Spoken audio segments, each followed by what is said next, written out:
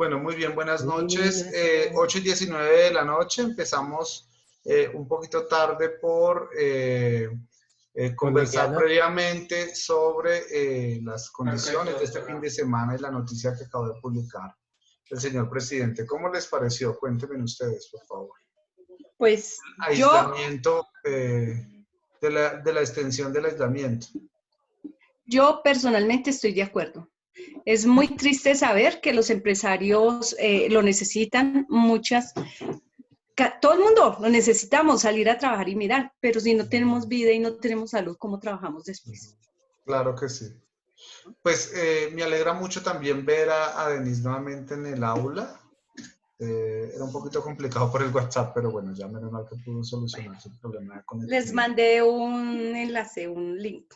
Muy bien, vamos a retomar entonces la clase. Ya nos quedan solo hoy, mañana y pasado mañana. Tomo la asistencia entonces: Jefferson, Juliet, Liliana, Denise. Paula lamentablemente creo que ya perdió la materia, ¿no? Entonces, hasta aquí llegamos con María Paula ella no continuó en ninguna de las dos clases. Sí. Porque la verdad se sintió muy desanimada por las dos clases y no sintió que haya aprendido, pues, nada, sí. Yo no sentía que aprendía mucho clase virtual.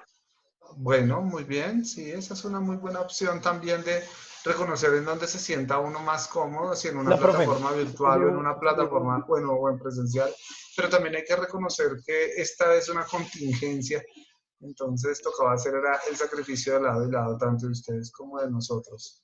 Y es difícil, la virtualidad. Y yo creo, profe, que para todos, o sea, si digamos de pronto, no todos podemos hacer esto, ¿sí me entiendes? Por ejemplo, hay momentos en el que yo ahorita me sentí colapsado con las dos materias que yo no quería, la verdad, yo no quería ni volver a las materias, porque ya uno se siente colapsado de trabajo y de universidad, y así de forma virtual. Es que se están dando garra, profe, porque uno continúa trabajando y comienzan ustedes a mandarnos trabajos así.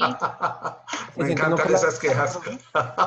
No, pero pues es bueno cuando llegamos a este... Bueno, sí, tintico. Sí, profe, tinto. Para todos. Sí, una tanda de tintos. Qué rico. Sí. Y entonces, síguenos contando, Jefferson. Es bueno, pero es bueno cuando llegamos, digamos, a este punto, que ya digamos, vamos a terminar este módulo, y uno se da cuenta que coronó, ¿sí? A pesar de que se sentía que en verdad como que no iba a poder, y uno se da cuenta que está hecho.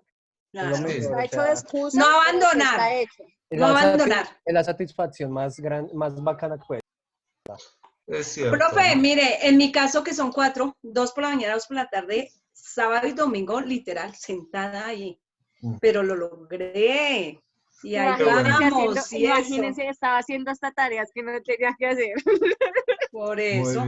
Es que eso es lo que yo le decía de pronto el otro día en una charla. Que es mostrar el interés y el querer. Que yo una vez traje unas cajitas porque estaba mirando y yo le escuché al profesor unas cajas, fui hasta San Andresito a buscarlas. Pero las traje, no importa que la haya escuchado mal. Que yo le escribí a usted por el interno. Sí, que yo le escribí a usted por el interno y le dije, estoy perdida, mandé lo que mandó Tatiana y mandé lo mío y usted dijo, lo de Tony, eso, hice lo que yo interpreté. Claro, pero sí, lo hago, no me venzo. Pero me parece interesante porque yo tengo que hacer un ejercicio precisamente en donde hay un cortocircuito frente al tema de la comunicación para mi especialización, y voy a tomar ese ejemplo tuyo de las cajitas blancas. De las cajitas. Sí, claro. Sí. Porque, es decir, ahí hay un espíritu emprendedor, a pesar de que haya una comunicación rota en el entendido de la tarea. Entonces me sirve como ejemplo para poderlo dilucidar un poco en el ejercicio que tengo que hacer para la especialización. Bueno, muy bien, entonces demos inicio a... Yo no. No, Jeffrey, mírelo. Muéstrenos. No veo la pantalla. No, ¿qué está comiendo? No es uñas. No estoy comiendo nada. Arepa con carne, yo oí. Bueno, vamos a dar inicio entonces a la agenda de hoy. Vamos a simplemente recordar un poco lo que tenemos presente. Hoy vamos a hacer el ensayo relacionado con el autor Kapuscinski sobre el libro de el oficio. ¿Los cínicos no sirven para este oficio? para este oficio. Ajá. Entonces, de alguna manera, creo que es un texto bastante interesante que nos va a ayudar muchísimo, ¿sí? Supremamente interesante. De Raizar Kapuscinski, ¿no?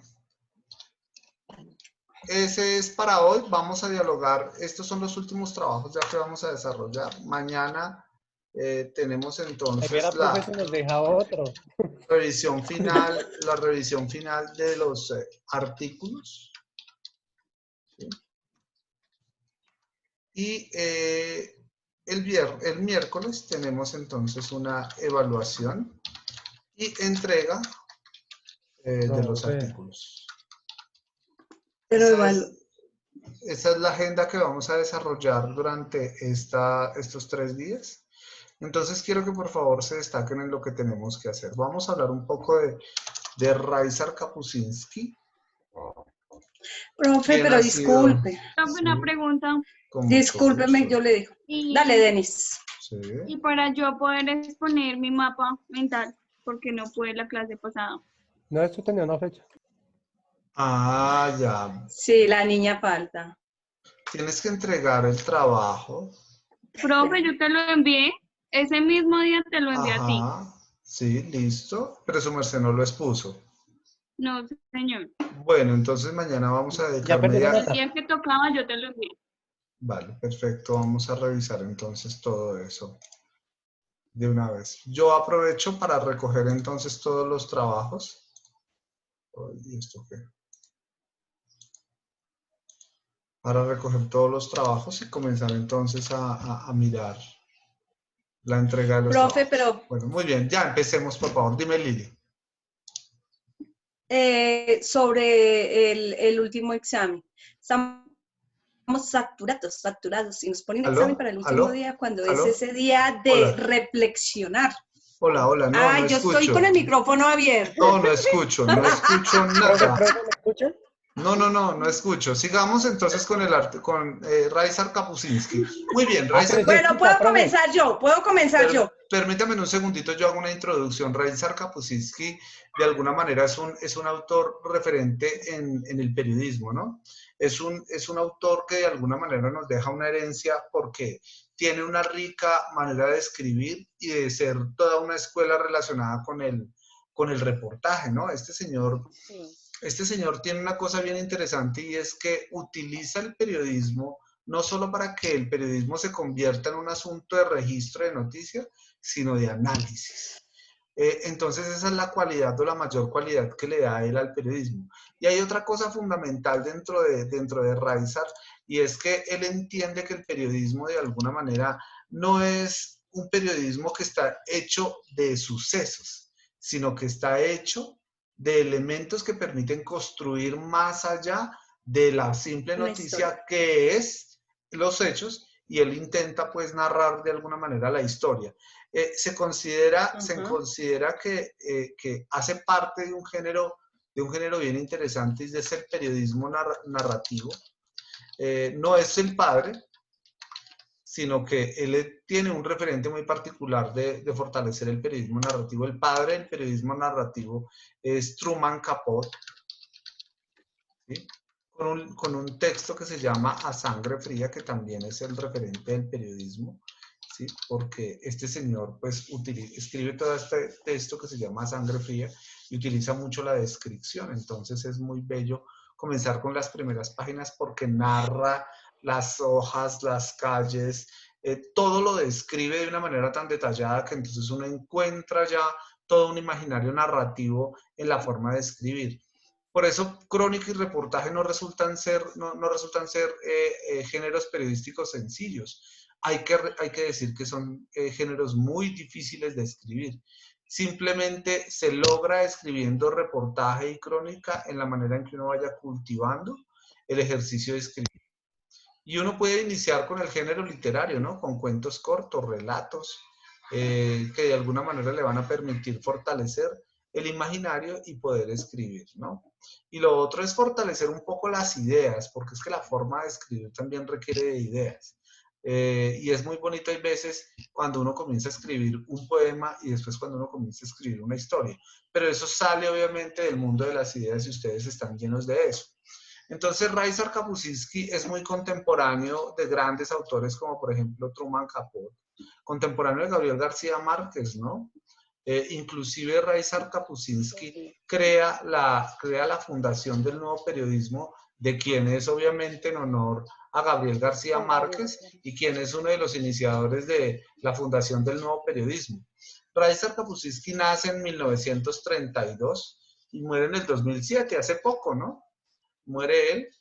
Este señor comienza, sí, este señor comienza obviamente toda una vida académica desde 1950 para acá. Hay que reconocer que el tipo tiene, señora, tiene un fundamento. Que muy temprana, empezó su carrera muy temprano. Sí, es cierto, tiene un fundamento importante en sus estudios.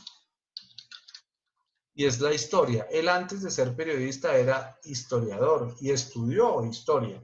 Entonces creo que el bagaje de la historia le da unos elementos fundamentales para poder escribir, ¿no? Tiene muchos también, sí, claro, muchos detractores y tiene muchos críticos en la época, en su época, más o menos hacia 1960 o 70, porque pues de alguna manera algunos creen que las fuentes, especialmente los historiadores, comienzan a consultar las fuentes que él consulta en sus propios libros, que Tatiana inclusive narra de dónde es que saca las fuentes Kapuscinski. Él habla de fuentes primarias, secundarias y terciarias, y que dice que la terciaria es muy difícil de consultar y que inclusive no hay cultura para poder consultar las fuentes terciarias. Entonces hay una cosa bien interesante, y es que sus propios colegas que son historiadores dicen, dudamos de Kapuscinski porque él está contando historias de personajes que habían en cierto momento, en cierto lugar, y eso no existe. Parece ser que él se inventara los personajes que estaban narrando en su momento, que hacían parte de sus libros. Entonces tiene cierta crítica fuerte en sus últimos libros, que hicieron que de alguna manera la gente dudara y sospechara de Kapuscinski, ¿no? Él fue historiador, como les digo, después se aventura con el periodismo y fue un gran reportero. Viajó por todo el mundo, tiene más o menos 40 revoluciones escritas, 40 noticias de revoluciones escritas, estuvo inclusive en la cárcel, fue exiliado, y hay una parte muy bonita de Kapuscinski, es la parte en donde él narra África, que es donde regularmente tiene su gran fundamento teórico para poder realizar sus libros. Y después, los historiadores, cuando él se va a África y a contar las historias de África, es donde dicen, esto lo dudamos, eso no es tan cierto lo que él dice, y dudan de las fuentes de donde él consulta, ¿no? Pero hay que reconocer que su trabajo en sus textos son bastante importantes, son toda una herencia para el periodismo y que vale la pena recoger todas estas historias que él nos deja, ¿no? Los cínicos nos sirven para este oficio, es un texto que más o menos está contado en tres momentos, o tiene 3 capítulos. 3 partes, sí, 3 capítulos. El primero es muy corto porque el primero recoge de alguna manera el oficio, ¿qué es el oficio del periodista? A partir de una conferencia dictada en donde él participa en España. El segundo tiene que ver precisamente con las historias de África y cómo recoge todas esas historias de África a través de una entrevista. Y el tercero tiene que ver precisamente con la relación tan fuerte que tuvo con un autor contemporáneo que es John Berger. Entonces, cuentan cómo de alguna manera está la pantalla negra, porque la mía. Cuentan de alguna manera las particularidades de entre John Berger y él, y cómo se maneja precisamente el periodismo, ¿no? Hay que tener en cuenta que aunque John Berger es contemporáneo de Kapuscinski, sí hay que tener un referente muy particular, y es que John Berger era filósofo y artista. Entonces le daba todo un bagaje o un panorama totalmente diferente a lo que de alguna manera se esperaba pues tuviese Kapuscinski, ¿no? Entonces se nutrió de muchas cosas. Kapuscinski estuvo casi en todos los conflictos en todos los conflictos del mundo y especialmente en ese rincón olvidado de África. Muchachos, yo los invito de alguna manera a que siempre tengan como referente a África porque esa es la historia negada del mundo. Es la historia que a nosotros nunca, absolutamente nunca nos han contado y qué es lo que ha sucedido en ese mundo tan desconocido que es África.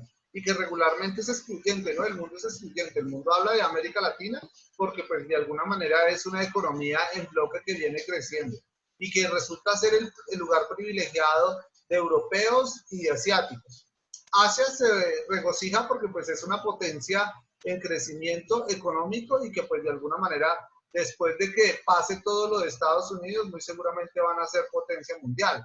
China, Japón, Rusia, ¿sí? Todos estos países van a ser unas tremendas potencias en el mundo y van a desplazar a Estados Unidos, pero América Latina desde México hasta la Patagonia de alguna manera se va a convertir en el lugar privilegiado de los europeos que van a estar muy desplazados, de los americanos, y va a haber el boom de los asiáticos porque de alguna manera si nos conquistaron a nosotros los españoles, ahora en el mercado estamos siendo conquistados por los chinos. Por lo menos Centroamérica tiene las más grandes obras que se están desarrollando en Centroamérica. Entonces, pues ellos están haciendo una inversión significativa, obviamente para desplazar en el mercado a Estados Unidos. Kapuscinski entonces se convierte en un referente o en un padre de alguna manera que nos hereda pues, unos textos bellísimos para el periodismo y que tiene que ser un autor obligatorio que se consulte para nuestras carreras como es comunicación social.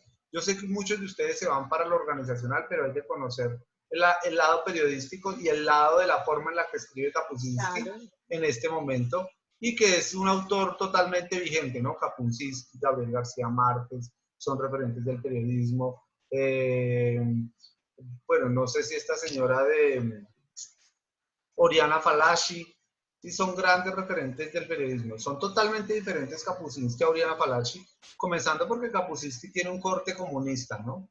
Él se centra al principio de sus, cuando fue creciendo y fue desplazado de Polonia y de Varsovia especialmente, él obviamente tiene un corte comunista muy, muy fuerte. Y pues eso le podría disgustar obviamente a Oriana Fallaci, porque Oriana Fallaci pues es totalmente de derecha, ¿no? Es una gran periodista, es una gran reportera, hizo un libro que se llama Historia del Mundo o Entrevistas del Mundo, me parece, y entrevista a grandes autores, a grandes políticos y grandes líderes mundiales, como por ejemplo Ho Chi Minh, que fue expuesto por ¿quién expuso Ho Chi Minh? Denise. Entrevistó a Henry Kissinger, a grandes líderes del mundo, entonces a Mao Zedong. Entonces es importante recoger también las otras versiones de lo que es el periodismo desde otras orillas, como es Oriana Fallaci. No sé si la habrán escuchado. Sí, claro, profe.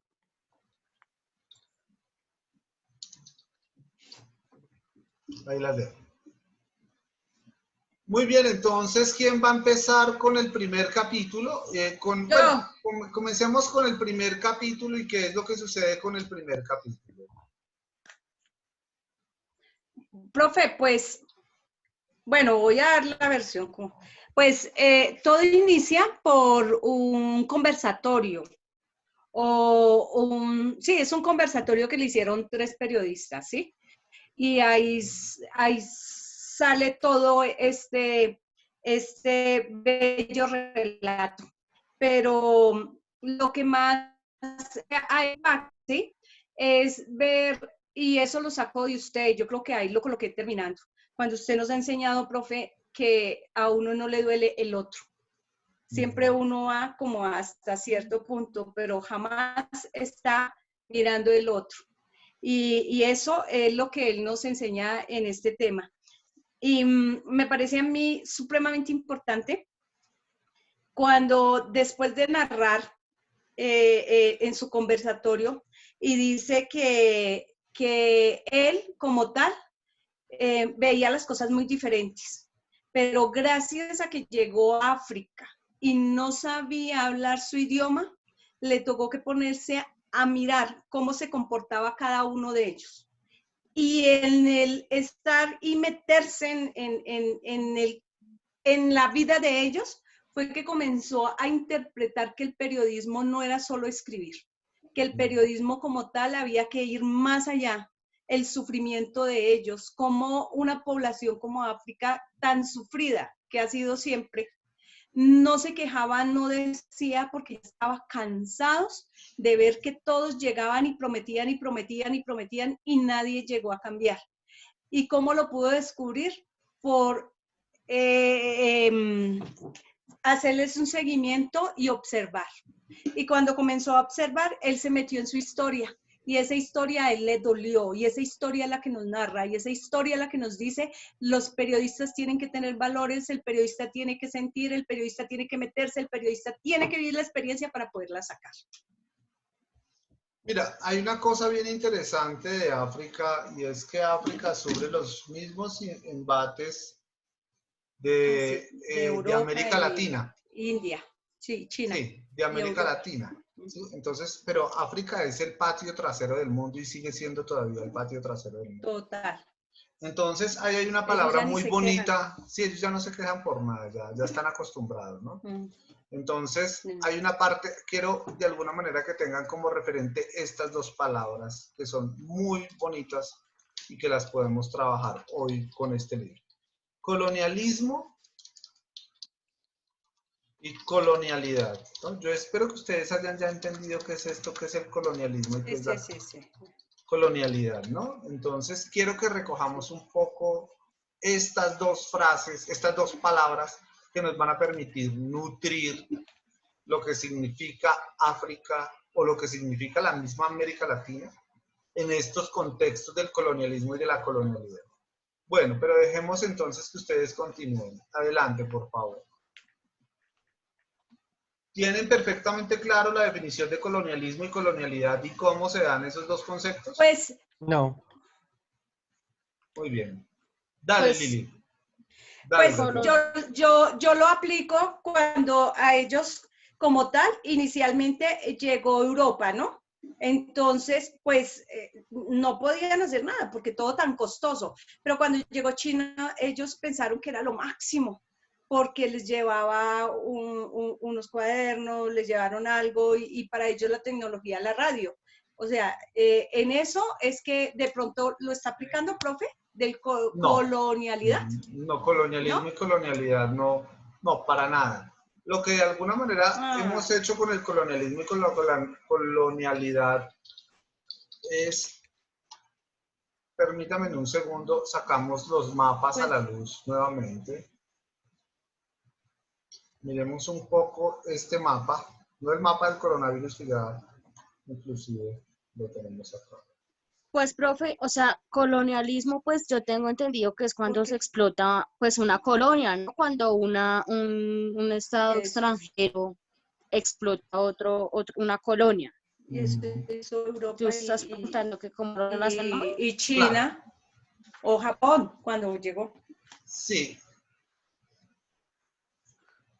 Miren, entonces, me confundí. Colonialismo y colonialidad es totalmente muy cercano, son textos muy cercanos, y eso es lo que él revela precisamente en África, ¿no? Y cómo de alguna manera este continente africano es bastante olvidado, y él comienza a contar las historias de África en todos sus libros. Ébano, por ejemplo, no sé si ustedes vieron en su biografía, es el texto, sí, el libro más importante que tiene Kapuscinski. Sí. Y Ébano se le conoce pues obviamente a las diosas negras. A las diosas negras se les dice las diosas de ébano. Del ébano. Sí, son negras. Colonialismo, ustedes ven, están viendo el mapa, quiero que por favor me cuenten. Sí, señor. De alguna manera, Europa. Una publicidad. Europa, que está aquí, en este lado. No salió América, tan curioso, qué pesar, no haya salido América. Europa, que está aquí en este lado, ¿no? Este es todo el continente asiático, este es África. Entonces, colonialismo tiene que ver con el emprendimiento que tiene España al descubrir tierras hacia el otro lado del mundo, ¿no? Recuerden colonialismo. Colonialismo, es el interés que tiene España en descubrir nuevas tierras. Recuerden que Cristóbal Colón fue el primer, ¿qué? Periodista, comunicador, colonizador. Sí. No, el primer periodista. Sí, porque él vino y contó. El primer enviado especial. Enviado especial. Sí, porque fue enviado por parte de la corona, ¿no? Entonces España emprende la conquista, el proceso de colonialismo de otras tierras, ¿sí?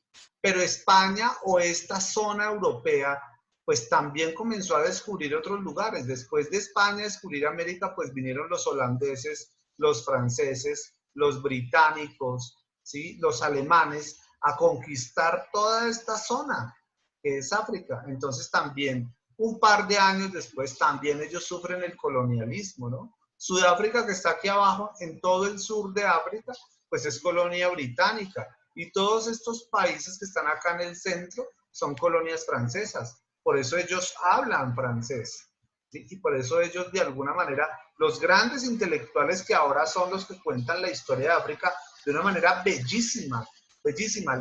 Mañana les voy a traer autores africanos, de padres africanos que nacieron en Francia y se educaron en Francia y comenzaron a contar la historia negada de África. Entonces son bellísimos contando las historias. Esta herencia que nos deja, obviamente, a eso se le llama colonialidad. El colonialismo es el proceso de ir a buscar tierras. Ese es el colonialismo. Y con el colonialismo, obviamente, ¿qué llevan? Pues llevan todas sus costumbres y todas sus tradiciones. Los caballos, ¿de dónde son? Los caballos no son americanos, los caballos son árabes, porque pues obviamente los trajeron los árabes hacia Europa y ellos obviamente los traen acá. La famosa peste, ¿de dónde es? La peste no es de América, sino la peste es obviamente traída de Europa.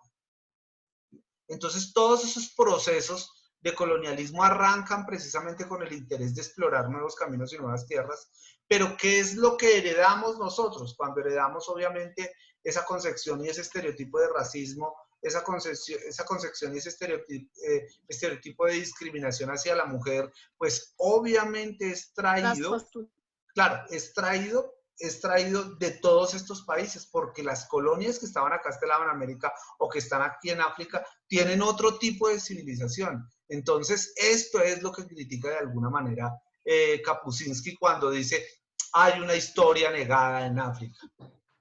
Y todavía estamos bajo el poder de la colonialidad, es decir, heredamos todas las costumbres y tradiciones de los países europeos y negaron toda la historia de África en otras civilizaciones, ¿sí? Eso es lo que de alguna manera hay que dejar claro, ¿no? El colonialismo y la colonialidad, cómo se queda precisamente esos conceptos. Adelante, ¿quién sigue? Lili, ¿quién sigue, por favor? Profe, pues no, yo sigo si quiere otro poquito, pero... Pero también algo, profe, que él decía, que es que uno siempre dice, escuchen los mayores tienen, siempre es una Biblia, y él decía, escuchen los jóvenes. Adelante, Tatiana, Jefferson, Dennis. Bueno, profe, pues a mí la verdad me atrae mucho el tema de cómo él, pues, a través de su historia y de sus viajes y todo, empieza a analizar esas diferentes culturas y me parece muy buena la forma en que lo introduce a uno, que era también lo que decía, un poco de lo que decía Liliana ahorita, y es ese tema de aprender a interpretar cosas también. Uno no puede concebir ir a hacer una crónica, ir a hacer un buen documental, ir a hacer un buen reportaje con estar solo 3 días en el lugar o 2 días. En realidad no se está conociendo, digamos, la cultura como tal, las personas. Y otra cosa que me parece muy importante y muy relevante es eso mismo que él dice, en el momento que uno hace una noticia, puede que uno anote unas cosas y tenga en la mente otras. A la hora de usted redactarla o de enviar la noticia o de hacerla, hay cosas que la mente puede que olvide y allí es cuando se escribe solo lo que es como relevante para el periodista. Entonces es importante, y yo pues lo cité en mi texto porque ahí también pues se fusiona con lo de quién dice que es noticia, porque también nos muestra de esta manera cómo el periodista escribe la noticia por el entorno de él o para lo que es relevante o lo que más recordó en ese momento. Entonces me parece como bueno esas explicaciones que da él en las culturas donde él estuvo. Y Muy pensar bien. el periodismo, digamos, una pregunta que me... para terminar, una pregunta que me pareció buena fue que le hicieron, que él había dicho años atrás una cosa, opinó de algo, ¿sí? Diferente. Y hoy en día él piensa diferente a eso que opinó. Entonces la periodista le pregunta que por qué cambia el pensamiento. Y él dice que pues obviamente en la época que estaba en el entorno era otro y los pensamientos eran otros y que así mismo vamos evolucionando. Entonces que lo que él escribió hace 40 años pues tiene que ir evolucionando y obviamente él va a pensar distinto con el pasar del tiempo. Él lo reconoce Entonces, en su primer capítulo, ¿no? que lo ponen... Sí, señor. En el primer capítulo dice, el periodismo ha evolucionado y habla sobre la tecnología. Muy bien. Sí. Jefferson Davis. Sí. La tecnología. Te dejé los nombres de los sociólogos de los libros, Tatiana. Dennis y Jefferson, por favor. ¿Dónde? En el chat. Voy yo, ¿sí? Sí, dale, Dennis. Voy yo. Bueno, a mí algo interesante fue como, o sea, retomando que una parte de la que decía Tatiana, de que se fue y se quedó literalmente a vivir en África. Él dijo, hay periodistas que son lujos, o sea, hay un periodista que se va a conseguir la noticia, se queda en un hotel de lujo, él va, todo es de lujo. En cambio, él se metió que aquí la tengo. Él fue directamente a África, se metió, por decirlo, en los lugares más pobres, en un lugar más pobre, y quedó allí y vivió cada una de las cosas que estaban sucediendo allá. En el segundo capítulo cuenta eso, ¿no? También era como por una especie de tiendita que abría y cerraba por tiempos. Entonces, en eso también él vivía momentos de lo que estaba sucediendo allá en ese momento. Eso es cuando él no entendía la lengua, que por eso analizaba eso. Fue problemas, que es inclusive una de las unas características del periodismo internacional, ¿no? Y del enviado especial. Hay problemas de lingüística, entonces uno no puede traducir la noticia que quiere enviar. Sigamos. No puede traducirlo igual. Que lo más que todo lo hacía era por... que él sacaba cosas por intuición que él tenía de lo que estaba sucediendo y todo eso. Y había otra cosa bien interesante y es el tema de la comunicación. Muchos de los países en África en donde se encontraban en las ciudades no había fax y era el único medio para poder enviar las noticias a las cadenas a las cuales él perteneció. Entonces, él reconocía las enormes diferencias sociales que habían entre un continente como Europa y un continente como África, en donde era muy difícil transmitir la información del periodismo internacional y de lo que sucedía precisamente allá. Bueno, muy bien. Son las 8:52 de la noche. Sí, dale, sigue. De la mañana. Le perdí el día, profe. Sí. Buenos días. Dale. Tatiana. Buenos días. Bueno, Denise. Bueno, eso que él vivió es como cómo se desencadena la corrupción del Estado. Sí, ¿no? También él aclaraba en una parte y decía que hay dos clases de periodistas. El periodista, lo busco. El que cuenta los sucesos que pasó nomás. Ya se cortó, y el Denise. que sabe lo que viene detrás de la noticia. Exacto, sí. Lo que viene con ella. Vale, Denise, entonces amplíanos esos dos conceptos, por favor.